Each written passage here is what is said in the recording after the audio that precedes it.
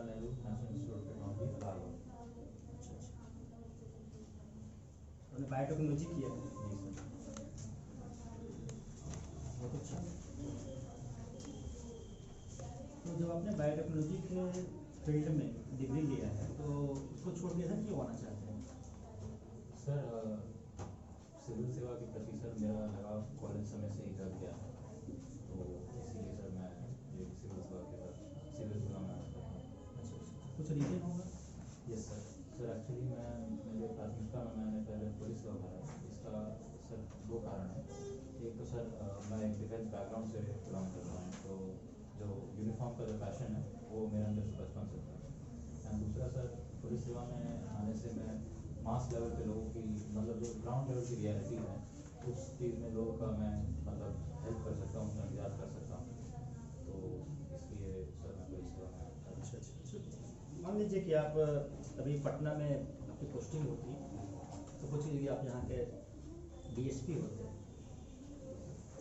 तो जो भी घटना घटी है आपको पता होगा, सुरजीत सिंह हत्याकांड, जी सर। तो इसको किस प्रकार आप उद्भेदन करते हैं? सर सर उद्भेदन का मतलब कैसे? डिटेक्शन कैसे करें, डिटेक्ट कैसे करें? सर पहले तो मैं इंश्योर करता कि ऐसी घटना मेरे एरिया में कम हो। उसके लिए सर मैं सीसीटीवी इंस्टॉलेशन जितना मेरे अंदर जो बजट आता है अंडर स्मार्ट सिटी सर्विलेंस, उसके तहत मैं CCTV installation I would ensure कि हर जगह लगा हुआ है। दूसरा सर जो हिस्ट्री शीटर जो रिपीटेड ऑफेंडर्स हैं उनको I would have locked up पहले से, या उन पर कड़ी निगरानी मैं बना के रखता ताकि मेरा क्वेश्चन है कि आप उसको डिटेक्ट कैसे करें? घटनाएं तो घट चुकी हैं, जी सर। ठीक है ना, प्रिवेंशन की बात नहीं हो रही, डिटेक्शन की बात कर रहे हैं। घटनाएं घट चुकी हैं, उसके बाद आप डिटेक्ट कैसे करते हैं, क्या क्या करते हैं? सर उसके बाद सबसे पहले तो कोई फ़ोन करता पुलिस स्टेशन, या अगर पुलिस की गश्त वहाँ से जा रही होती पेट्रोलिंग उससे पता चलता, तो फिर उसके बाद ऑन द स्पॉट पहुँच के इन्वेस्टिगेशन मतलब जो प्रिलिमिनरी इन्वेस्टिगेशन जो ग्राउंड पे होता है कि गोली कहाँ से चली और क्या बॉडी का मूवमेंट था वो सब नोट कर किया जाता है। उसके बाद फिर बॉडी को मॉर्ग पहुँचा के ठीक है। अच्छा ये बताइए कि पुलिस का कार्य लॉ एंड ऑर्डर को मेंटेन करने के अलावा और कुछ है क्या? सोशल वर्क भी है क्या पुलिस का? सर यस सर, पुलिस का जैसे कई सारे योजनाएं मतलब कई सारे तरीके के जो स्कीम्स या हम जैसे कह सकते हैं कि आउटरीच प्रोग्राम पुलिस के थ्रू चलाया जाता है, सो दैट लोगों के अंदर जो कॉन्फिडेंस है पुलिस का वो बना रहे। एंड मतलब सर जैसे कई सारे सर्विस डिलीवरी मैकेनिज्म्स के लिए भी पुलिस को यूज़ किया जाता है। ये लोग सेफ रहें घर पे, वो सेंस ऑफ सिक्योरिटी घर में बनी रहे, ये काम है सर पुलिस का। अच्छा सपोज कीजिए कि आपके क्षेत्र में कोई ऐसी घटनाएं घटी हैं जिसमें एक महिला के साथ कुछ लोगों ने बदतमीजी किया है या रेप किया है, या नहीं भी किया होगा, लेकिन आपके पास एक कंप्लेन आता है, महिला आती है, उसके लोग आते हैं, रोते गिड़गिड़ाते हुए आते हैं और आपसे विनती करते हैं, पैर पकड़ते हैं कि मेरे साथ ऐसा हुआ है, प्लीज़ हमें न्याय दिलवाइए, तो आप किस प्रकार न्याय दिलवाएंगे?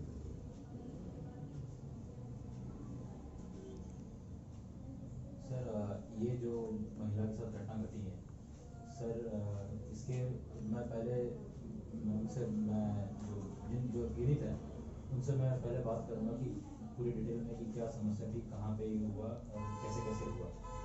इसके बाद सर मैं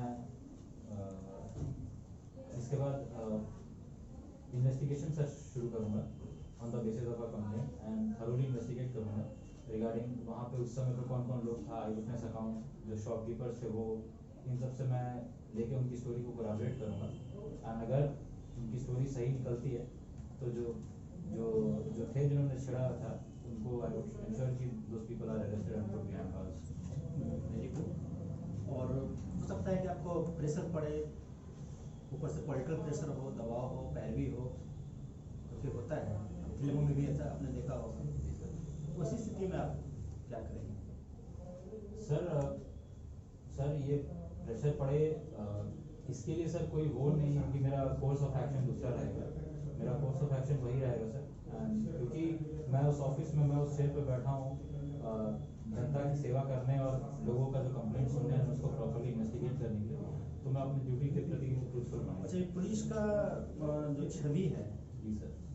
काफ़ी निगेटिव छवि लोगों के मन में रहता है, शिकायतें आती रहती हैं। जी सर। क्या आप सहमत हैं? सर जैसे कुछ सर इंसिडेंट्स जैसे होते हैं कि फेक एनकाउंटर केस हो गया या ब्राइबरी केस हो गया, तो इन सब चीज़ों की वजह से पुलिस की छवि खराब ज़रूर हो जाती है लोगों में, लेकिन ऐसा नहीं है कि सर पूरा पुलिस फोर्स खराब है। कुछ ऐसे चुनिंदा अफसर या कुछ चुनिंदा ऐसे हैं लोग बल में जिनकी वजह से ये पुलिस की पूरी छवि खराब हो जाती है। तो आपका कोर्स ऑफ एक्शन क्या होगा जब आप पुलिस सेवा में आते हैं? जी सर। जो ब्राइबरी का केस है या फेक इनकाउंटर के मामले हैं, तो इस संबंध में आप किस प्रकार की स्ट्रेटजी अपनाएंगे ताकि पुलिस की छवि बेहतर हो सके? जी सर। जैसे अगर मैं सपोज ऑफिस में आता हूँ एंड मुझे पता है कि करप्शन हो रहा है या ब्राइबरी हो रही है, तो उसके लिए सर मेरे पास कई सारे एक्ट्स और लॉज हैं जो मेरी हेल्प कर सकते हैं, जैसे प्रिवेंशन ऑफ करप्शन है, तो उसके प्रावधानों को मैं ध्यान रखूँगा।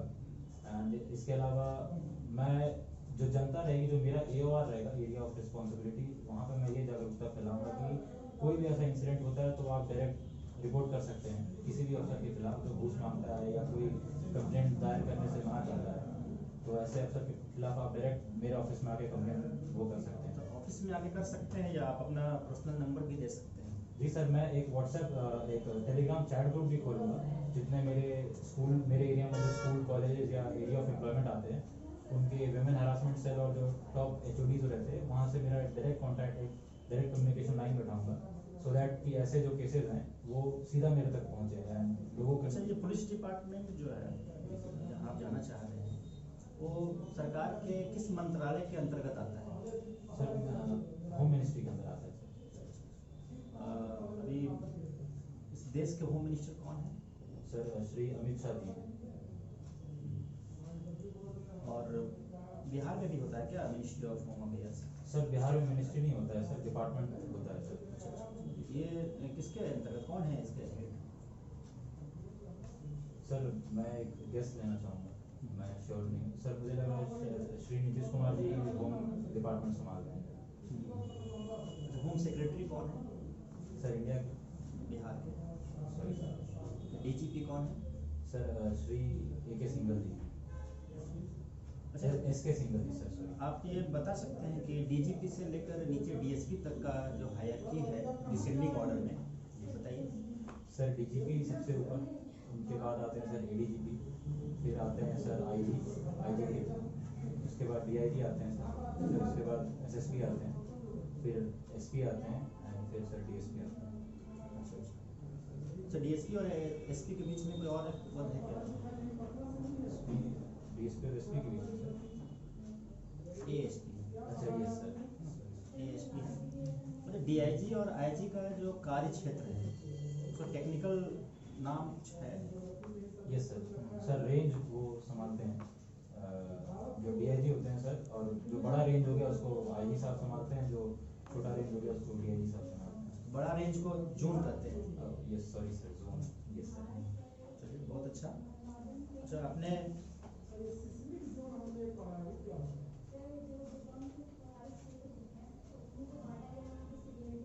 एंथ्रोपोलॉजी आपका सब्जेक्ट है? जी सर। हाँ, ठीक है।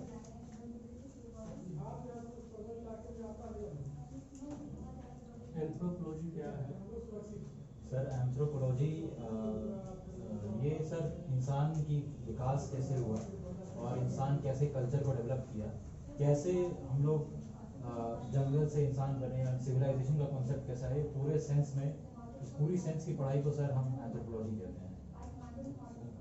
सर क्लूनोक महोदय ने भी कुछ एंथ्रोपोलॉजी के बारे में बताया है।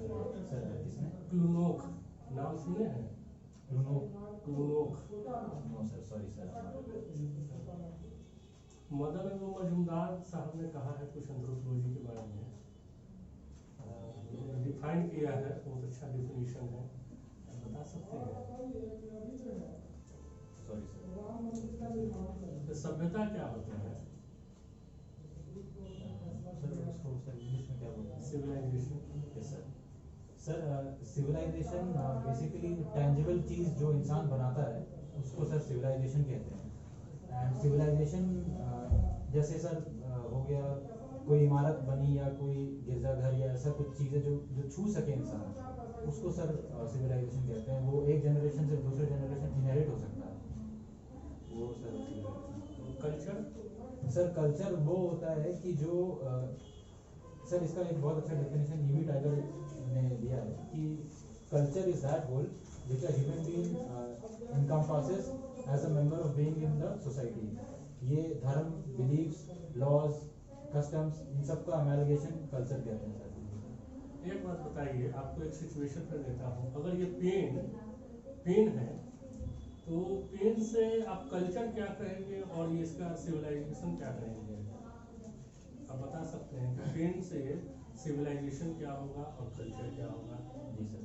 सर जो पेन बनाया गया है वो सिविलाइजेशन का पार्ट है, लेकिन पेन से जो लिखा जाएगा वो कल्चर का पार्ट होगा।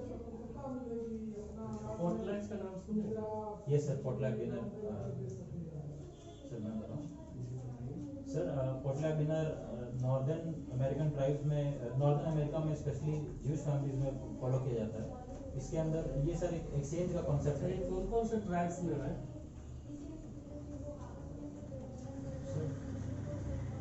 सर ट्राइब्स का नाम मेरे ध्यान में नहीं आ रहा है, Iroquois tribe, yes sir, Iroquois tribe, yes sir. And sir इसके अंदर बेसिकली लोग अपने घर में खाने के लिए बुलाते हैं, उसके बाद एक्सचेंज जो भारी भारी गिफ्ट्स होते हैं उसको तोड़ा जाता है ताकि वो दिखा सके कि हम कितने मतलब वी आर एक तरीके का, ये एक तरीके का सर शो ऑफ तरीके का होता है कि हम एक कॉम्पिटिटिव पोर्टलैंड होता है। सॉरी सर कॉम्पिटिटिव फोर्टलाइट्स के बारे में बताइए, पवित्र संकुल, इसकी अवधारणा किसने दी है? सर ये इंग्लिश में क्या होगा sir? Sacred complex. Yes sir, sacred complex का the definition was given by LP Vidyarthi sir. और उन्होंने कुछ दिया है? सर उन्होंने स्टडी किया था सेक्रेड कॉम्प्लेक्स ऑफ गया और वाराणसी में, बट एंड सर मेरे को तो यही याद है। कोई बात नहीं। Man spirit complex. Yes sir, yes sir, nature man spirit complex.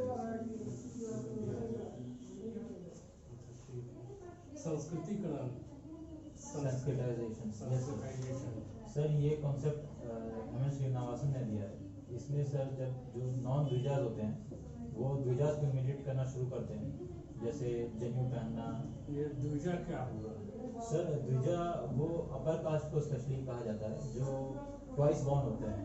हम कहा जाता है कि सर एक जन्म तो वो होता है जो हम पैदा लेते हैं, और दूसरा जन्म सर जब जनेऊ धारण करते हैं उससे वो दूसरा जन्म होता है। तो जो नॉन द्विजा होते हैं जिनमें ये नहीं है जनेऊ धारण का सिस्टम, वो जब द्विजाज को फॉलो करना शुरू करते हैं तो किन किन वर्णों में द्विजा का यूज होता था द्विजा, और किस वर्ण में नहीं होता था? सर ब्राह्मण में था, क्षत्रियों में था और वैश्य में था, और शूद्र में सर द्विजा का कॉन्सेप्ट नहीं था। एक बात बताइए, काकेशियाई प्रजाति है, जी सर। उसका कुछ उप प्रजाति का नाम बताइए। Yes sir.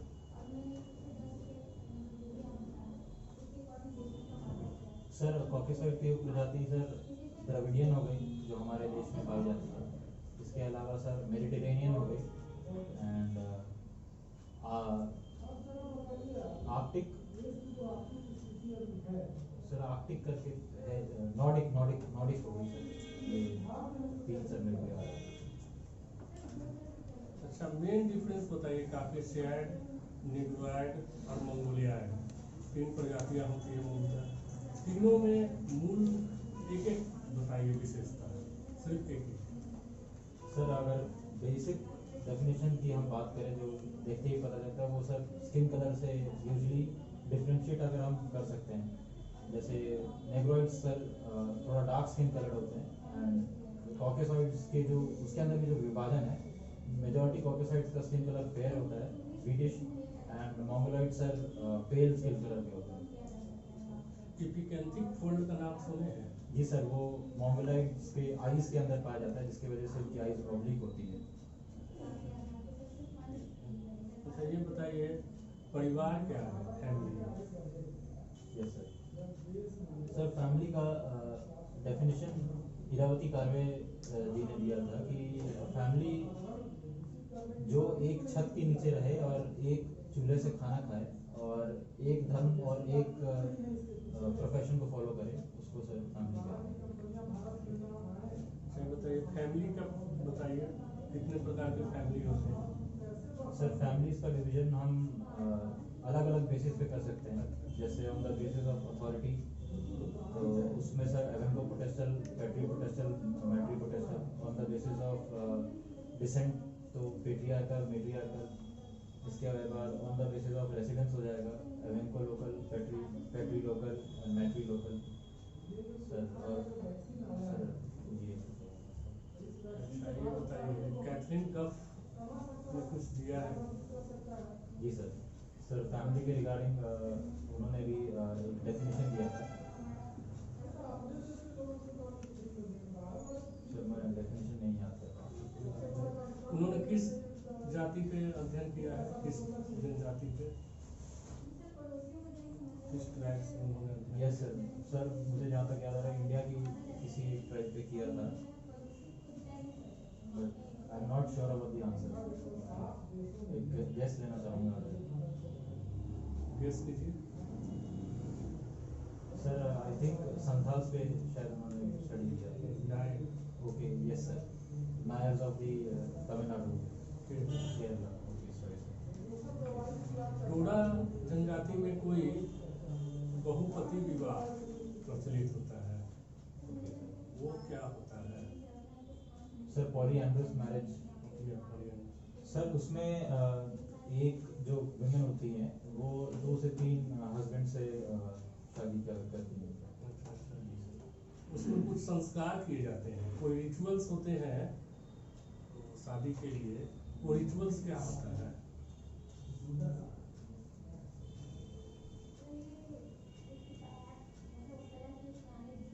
I'm sorry sir। धनुष बाण चढ़ा के रिचुअल्स किया जाता है, उसके बाद जो भी बच्चे उत्पन्न होंगे वो उसी पति के होते हैं, उसी कहलाते हैं। Okay sir. सर ये मुझे नहीं पता।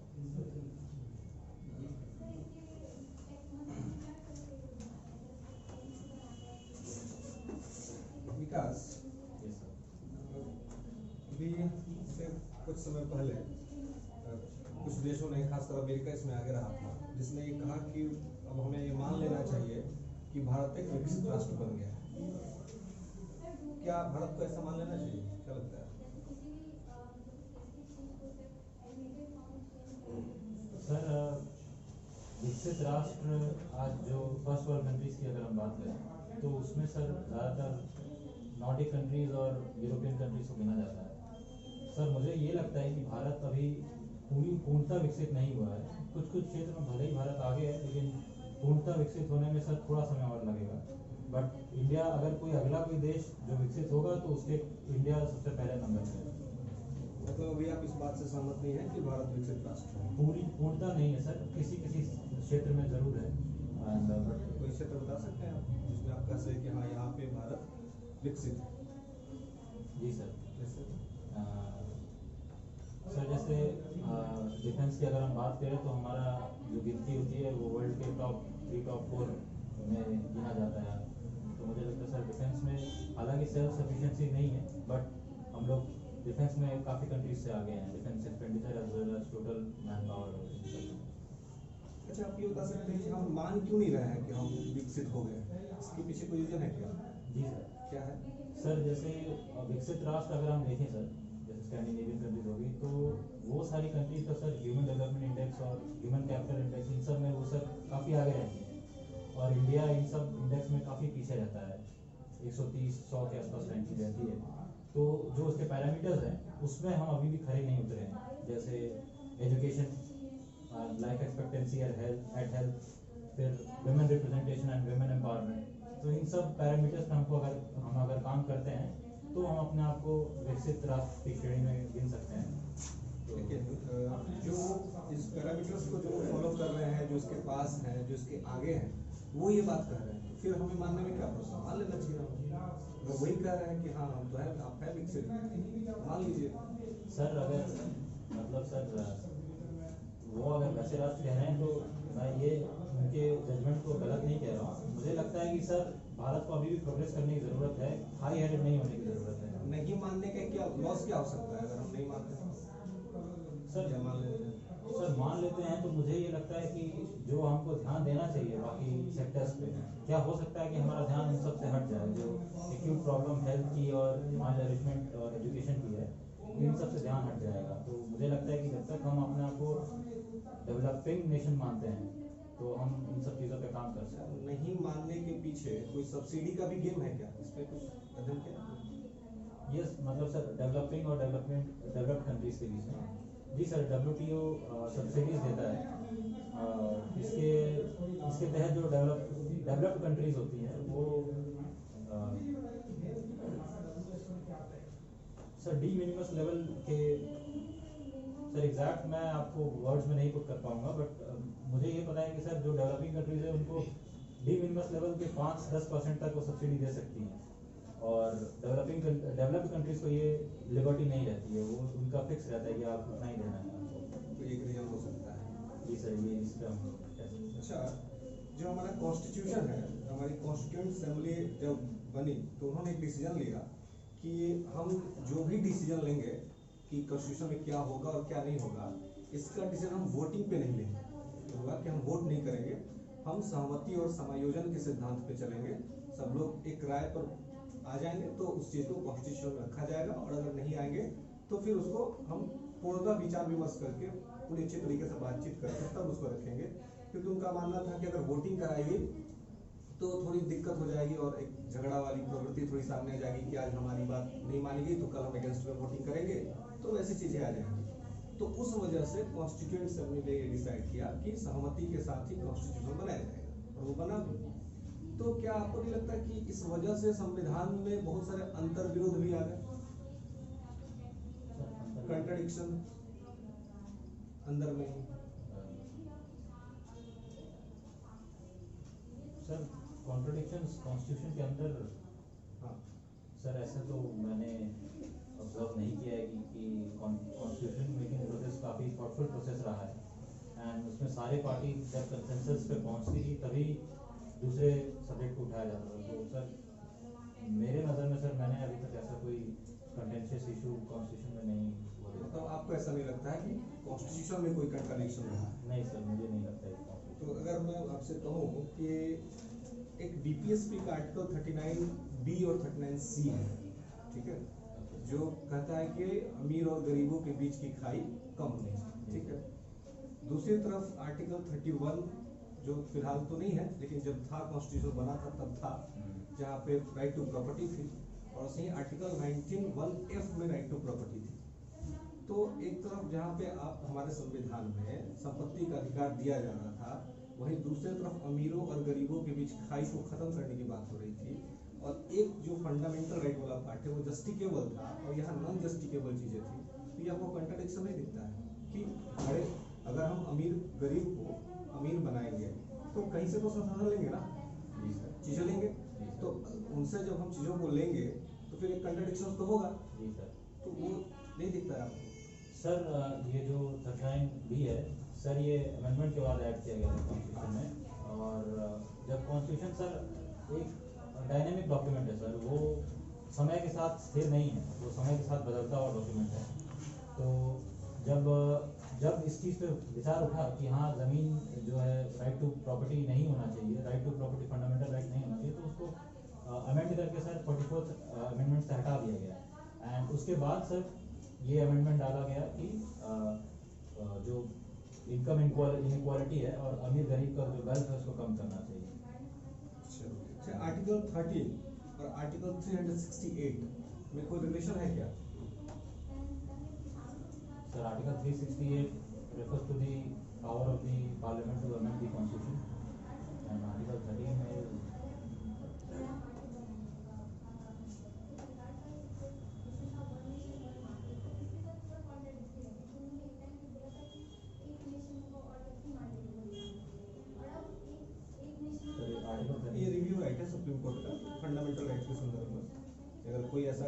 बनता है। अच्छा, जुडिशियल रिव्यू। हाँ, जुडिशियल रिव्यू मतलब ये only for fundamental right Okay. According to article 13। Yes, sir. और पूरा अगर जुडिशियल रिव्यू पे हम जाएंगे तो फिर वो आर्टिकल 137 हो जाएगा। Okay sir. तो ये रिव्यू था कि कोई भी गवर्नमेंट कोई कानून ऐसा बनाती है जो फंडामेंटल राइट को क्षति पहुंचाता है तो उस कानून को वहां तक खत्म कर दिया जाएगा जी सर। और फंडामेंटल राइट को बचा लिया जाएगा। तो जी सर। एक ये 13 है और एक 368 है, दोनों में कोई रिलेशन देखते हैं क्या? जी सर, जैसे अगर कोई ऐसा फंडामेंटल राइट है जो ह्यूमन राइट्स को या ऐसा कोई राइट है जो लगता है कि उसको ऐड या रिमूव करना चाहिए कॉन्स्टिट्यूशन से, तो आर्टिकल 13 के थ्रू जो सुप्रीम कोर्ट है उस लेंस के थ्रू वो फंडामेंटल राइट्स को देख सकती है, एंड आर्टिकल 368 से वो उसको अमेंड करके हटा सकती है या जोड़ सकती है। अच्छा, आप कोई एग्जांपल बता सकते हैं, कोई केस का उदाहरण दे सकते हैं जिस केस में ये मुद्दा आया था आर्टिकल 13 या आर्टिकल 368 जिसमें सुप्रीम कोर्ट ने कुछ डिसीजंस लिए थे अपने? गोरखनाथ केस के बारे में सुना? जी सर, 1967। उसका वर्डिक्ट क्या था? सर उन्होंने ये कहा था कि प्रियम्बल इज दी कॉन्स्टिट्यूशन का जो है कि प्रियम्बल के रिगार्डिंग था sir, but exact I am not. अब ये आपका यूपीएस आपका फर्स्ट प्रायोरिटी है, तो अभी एनकाउंटर्स बहुत हो रहे हैं, नहीं बहुत चर्चा में पुलिस ऑफिसर्स रहते हैं। अभी तेलंगाना में तो लोगों ने फूलों की माला तक बना दी थी पुलिस ऑफिसर्स को, बहुत लोग खुश थे। क्या ये सही है, ये चीज़ें जो हो रही हैं इसको आप सपोर्ट करते हैं? सर अब जैसे सर अगर एनकाउंटर है सर, अगर वो रियल एनकाउंटर है सर, तो वो पुलिस को पावर है कि अगर कोई ऐसा कैदी भाग रहा है और या ऐसा किसी की जान पे हानि पे है तो he can shoot. But sir अगर वो फेक एनकाउंटर है वो सर देन ये जो फेक एनकाउंटर का केस है सर, ये चीज़ मेरे नज़र में सर सही नहीं है। हालांकि सर वो जो हैदराबाद का तेलंगाना का केस था उसका अभी भी सर जुडिशियल वो पेंडिंग है डिसीजन, तो मैं सर इस रिगार्ड में कुछ अभी कह नहीं। इसमें जो आम पब्लिक जो समर्थन में आगे खड़ी हो जाती है उसे लगता है कि नहीं, पुलिस बहुत अच्छा काम कर रही है, ये क्यों है? पुलिस का इमोशनल पब्लिक का इमोशनल सपोर्ट क्यों मिल रहा है पुलिस को इस मामले में? सर इसके पीछे अगर मैं देखूं तो मैं ये कहूँगा सर, क्योंकि जस्टिस डिलीवरी मैकेनिज्म अभी भी जो है कि पूर्णतः लोगों के साथ इंसाफ नहीं कर पा रहा है। एंड अगर लोगों के पर्सपेक्टिव से देखें सर, तो ये faster mechanism of justice delivery है कि इंसाफ जल्दी मिला। तो मेरे को लगता है कि सर इस रीज़न से भले ही समर्थन मिलता है कि हाँ इंसाफ हो गया, कोर्ट कचहरी जाते तो सालों साल लग जाता, तो ये हो सकता है सर एंगल उसके पीछे। तो ये भी एक प्रकार का एग्जीक्यूटिव एक्टिविज्म है क्या? सर अगर फेक एनकाउंटर है तो सर ये एक्टिविज्म से ज़्यादा सर ओवर रीच हो गया, बट लेकिन अगर वो कानून के दायरे में रख के किया गया है तो सर उसमें कोई गलत नहीं। अगर कानून के दायरे में रख करके अगर आप किसी को मार रहे हैं तो सर अगर वो आप ऐसे सिचुएशन अराइज हो जाता है कि वो भाग रहा है लिटरली या वो आपको मारने पे आ चुका है, तब सर आप अपने सेल्फ डिफेंस में आप उसको मार सकते हैं। अच्छा, मध्यकाल में सबसे अच्छा पुलिसिंग किसका देखते हैं मेडावल इंडिया पुलिसिंग सिस्टम?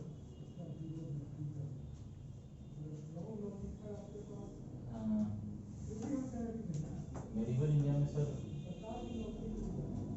ये अकबर के समय सर फौजदार हुआ करते थे जो कि लोकल वो संभालते थे, मतलब एक डिस्ट्रिक्ट का ये पुलिसिंग ध्यान रखते थे। एग्जैक्ट टेक्निकल सर वो कैसे काम करते हैं उसका मेरे को आइडिया नहीं है।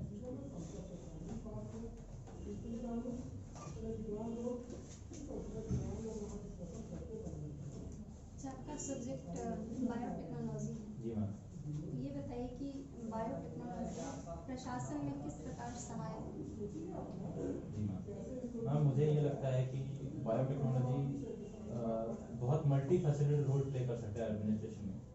मैम अगर देखें तो बायोटेक्नोलॉजी का मैं अगर अपने पे बात करूं, मैं अगर एग्रीकल्चर डिपार्टमेंट में हूं तो मैं एनिमल हस्बेंड्री को पुश कर सकता हूं, जिसके तहत आर्टिफिशियल इंसेमिनेशन को मैं पुश कर सकता हूं, जो कि भारत सरकार की नीति भी है, राष्ट्रीय गोकुल मिशन, जिसमें हमको मिल्क एनिमल्स का प्रोडक्शन और ये बढ़ाना है, नेशनल बोवाइन मिशन।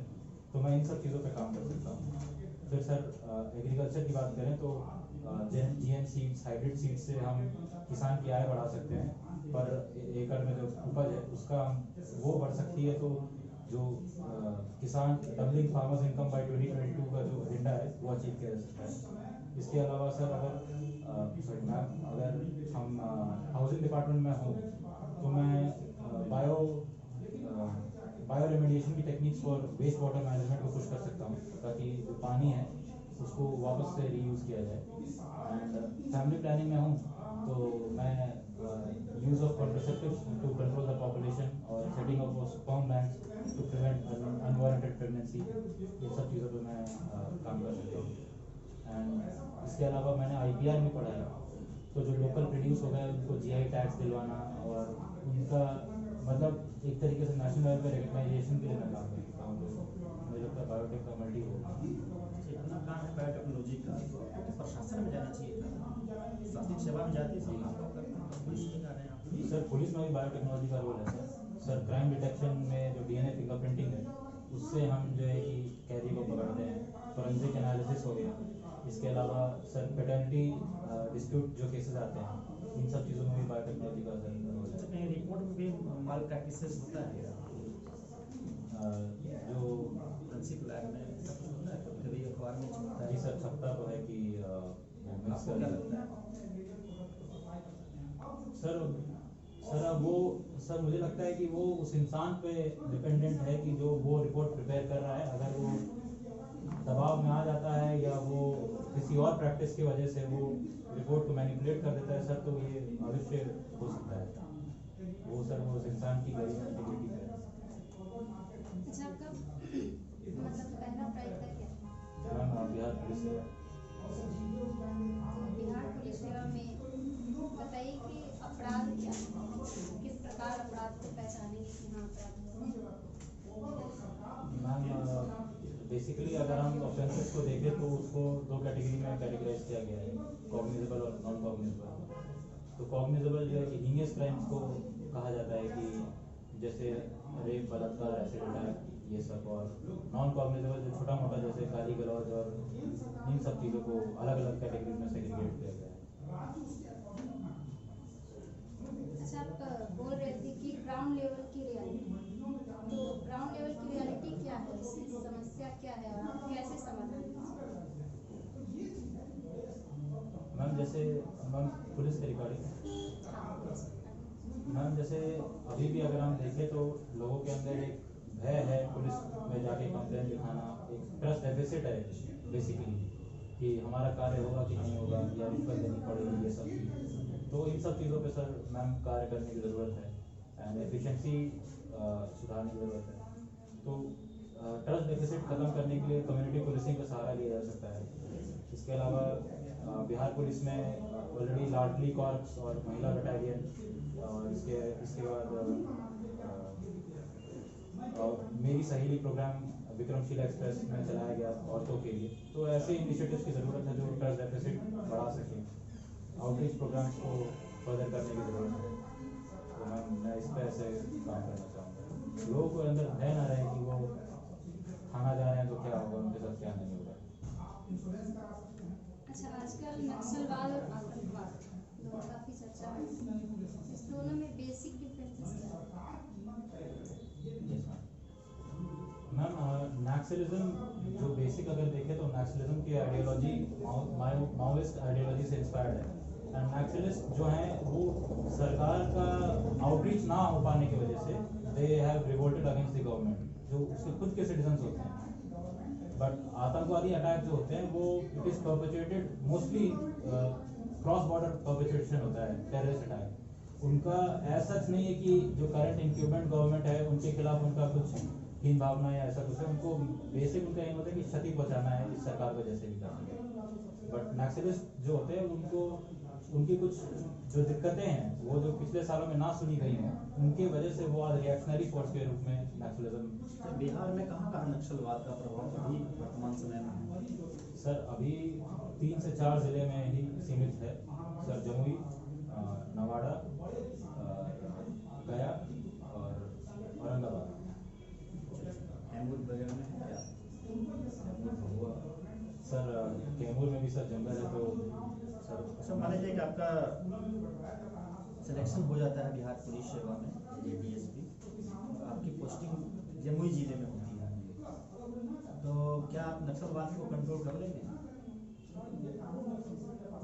सर मेरे आवर्स में जितनी चीज़ें रहेंगी मैं अपने पावर में अपने कार्यकाल के लिए जितना हो सकेगा मैं नक्सलिज्म को अपने कंट्रोल में लाने का मैं पूरा कोशिश करूँगा सर। क्या क्या करेंगे आप, क्या स्ट्रेटजी आपकी होगी? जी सर। सर सबसे पहले अगर हम देखें नक्सलिज्म को काउंटर करने के लिए मेरे पास एक स्पेशल पुलिस फोर्स रहेगी जो कि ऐसे टेरेन में मतलब वो उनको वहाँ का टेरेन पता है, तो मैं वो टेरेन मैपिंग करूँगा कि जो हाइड आउट्स हैं लोकल जो घर जो जिसको शरण दे रहे हैं वो सब चीज़ें मैं चॉक आउट करूँगी कहाँ पे ऐसे हाइड आउट्स हैं। दूसरा सर जो फोर्टिफिकेशन ऑफ पुलिस स्टेशन है जो कि कराया जा रहा है गवर्नमेंट के थ्रू सेंट्रल गवर्नमेंट के थ्रू उसका मैं स्पीडी वो करूँगा कि जल्दी से जल्दी इसको कराया जाए।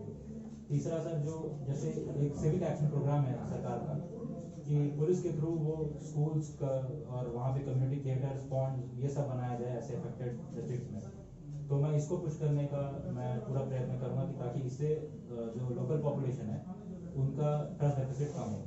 फिर सर नक्सलिज्म उस जगह से हटते रहता है जहाँ तक गवर्नमेंट की स्कीम और गवर्नमेंट का जो है कि इम्पैक्ट पहुँचता है। तो मोबाइल टावर हालांकि मेरे हाथ में जरूर नहीं है कि मोबाइल टावर करना, बट मैं इसके लिए ज़रूर एप्लीकेशन लिखूंगा कंसर्न अथॉरिटीज को मोबाइल टावर बनाया जाए और जो मनरेगा या प्रधानमंत्री ग्राम सड़क योजना के तहत यहाँ रोड बनाई जाए, लोकल लोगों को रोजगार मिलेगा तो उनकी ऑलरेडी ग्रीवेंसेस खत्म होने लगेंगी। तो ये सब तरीके से अच्छा बताइए कि आप पुलिस सेवा में जाना चाहते हैं, तो ऐसे 5 पुलिस ऑफिसर्स का नाम बताइए जिनके बारे में आप जानते हो, जिनसे आप प्रभावित हो।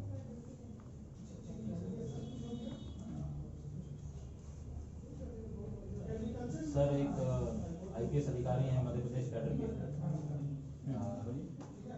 सचिन, उनका सरनेम मेरे को याद नहीं आ रहा है, सचिन, यस सर वो हैं। तो इसके अलावा सर हेमंत करकरे जी थे मुंबई पुलिस के जो शहीद हो गए 26/11 में, एंड सर बिहार के पूर्व डीजीपी थे बुद्धेश्वर पांडे जी, और सर मैं अभी ये तीन ही नाम सर नाम आ रहा है। आप अपना कुछ स्ट्रेंथ बता सकते हैं जिसके आधार पर ये बोर्ड को समझ में आ जाए कि आप बिहार पुलिस सेवा के लिए उपयुक्त हैं? जी सर मेरे अंदर सर सेंस ऑफ रिस्पॉन्सिबिलिटी है जो कि बहुत बचपन से मेरे अंदर है, क्योंकि मैंने अपने स्कूल में मैं स्कूल का कैप्टन था, कॉलेज में भी मैंने इंटरनेशनल कॉन्फ्रेंसेज और कई सारे इवेंट्स कंडक्ट कराए, और इसी के चलते सर मेरा दूसरा स्ट्रेंथ भी है डिसीजन मेकिंग कि मैं अंडर प्रेशर कैसे क्या डिसीजन लेना चाहिए उसमें मैं सर समर्थ हूँ। ये स्किल्स मैंने अपने जॉब में भी एम्प्लॉय किए जब मैं स्टार्टअप में था, तो कई सारे काम एक साथ करने रहते थे। एंड सर तीसरा है कि सर मेरी ओरेशन स्किल्स मेरी स्ट्रेंथ है कि मैं लोगों से कम्युनिकेट साफ भाषा में सरल भाषा में कर सकता हूँ। Very good. तो कुछ वीकनेस भी हो गए? जी सर वीकनेस भी है सर, जैसे कार्य अगर समय पे नहीं होता तो मुझे मतलब अंदर से वो लगता है कि कार्य क्यों नहीं हुआ, बेचैनी सी होती है, कार्य को जल्दी से जल्दी किया जाए। एंड दूसरा यही है कि सर इनएफिशिएंसी सर मेरे से बर्दाश्त नहीं होती है कि किसी को अगर जैसे सपोज कुछ कार्य था और नहीं हो पा रहे सिस्टम में कुछ आगे मान लीजिए कि आप डीएसपी बन जाते हैं, आपके नीचे बहुत सारे जवान होंगे, है ना, बहुत लोग इनएफिशिएंट होता है, जैसे बिहार पुलिस में देखते हैं उन लोगों का फिजिकल फिटनेस भी नहीं होता है, है ना, और कार्य की शैली इस तरह की नहीं होती है, ऐसा देखने को मिलेगा, तो आप वहाँ पर परेशान हो जाएंगे। जी नहीं सर अगर ऐसा मेरे डिपार्टमेंट में रहता है सर तो मैं हर एक कार्य का एक अकाउंटेबिलिटी फिक्स कर दूंगा कि इस समय के अंदर एंड जो पर्सन रिस्पॉन्सिबल है उसके ऊपर मैं अकाउंटेबिलिटी फिक्स कर सकता हूँ कि आपको इस समय में ये कार्य करना ही है। ठीक है, बहुत अच्छा। आप बायोटेक्नोलॉजी से अपने बैचलर डिग्री लिया है, एंथ्रोपोलॉजी पढ़ा है, बहुत अच्छा। आपने जॉब भी किया स्टार्टअप में। मान लीजिए डीएसपी आप बन जाते हैं, तो अगले 10 साल में अपने आप को कहाँ पाते हैं, कहाँ रहेंगे 10 साल के बाद, कैसे रहेंगे, आपका क्या अचीवमेंट होगा? सर जैसे मैं अगर बिहार पुलिस सेवा में डीएसपी बनता हूँ तो सर मैं ये चाहता हूँ कि अगले 10 साल में मैं जिस किसी भी ज़िले या जिस किसी भी अनुमंडल या जहाँ भी मैं रहूँ मैं एक मैं एक ऑनेस्ट पुलिस ऑफिसर का छवि जहाँ जहाँ गया हूँ मैं वहाँ छोड़ सकूँ एंड एक हेल्दी और एक टेंशन फ्री लाइफ रहूँ एंड जितने लोगों को मैं इम्पैक्ट किया हूँ जो मैं चाहता हूँ कि जो मेरे गोल्स है कि हाँ पुलिस के प्रति जो भय है वो कम होना चाहिए, इस चीज़ों की वजह से मेरे को याद रखा जाए कि हाँ साथ थे तो कभी डर नहीं लगा। मैं चाहता हूँ कि जो मैंने कल्चर इनकलकेट किया वो जिस जगह से मैं जाऊँ वहाँ पर वो फॉलो हो जाए ताकि वो सारे। बहुत अच्छा, thank you very much, all the best. Thank you sir.